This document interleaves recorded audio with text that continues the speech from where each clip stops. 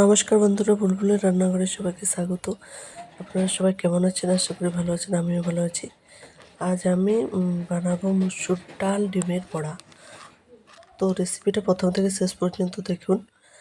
আর যারা নতুন বন্ধু আছেন তারা অবশ্যই আমার চ্যানেলটা সাবস্ক্রাইব করে আমার পাশে থাকবেন। আর এই বড়াটা কেমন হয়েছে সেটা অবশ্যই কমেন্টে জানাবেন। তো প্রথমে আমি মুসুর ডালটা 10 মিনিটের মতো ভিজতে দিয়েছিলাম। ভেজার পর সে নোড়াতে বেটে নিয়েছি। আর এদিকে ডিমটা ফাটিয়ে গুলিয়ে নিয়েছি। ব্যাস, ওই মুসুর ডালের বাটাটা আর ডিমটা একসঙ্গে মিশ্রণ করে তার সাথে হলুদ, নুন, লঙ্কা বাটা, আদা বাটা, পেঁয়াজ বাটা সব কিছু একসঙ্গে মিশ্রণ করে নাড়িয়ে নিয়েছি। তারপর কড়াইতে তেল দিয়ে দিয়েছি। তেলটা গরম হয়ে গেছে। তারপর এক এক করে বড়াটা কড়াইতে দিয়ে দিচ্ছি।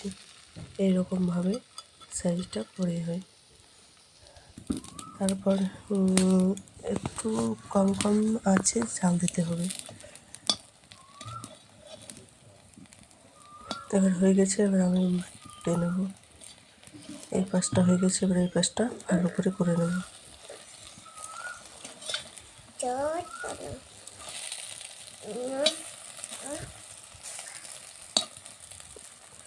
এই দেখুন বন্ধুরা, হয়ে গেছে। এবার আমি নামিয়ে নেব।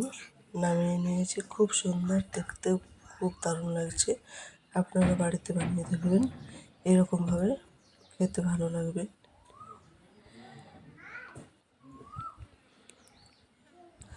সবাই সুস্থ থাকবেন, ভালো থাকবেন। ধন্যবাদ।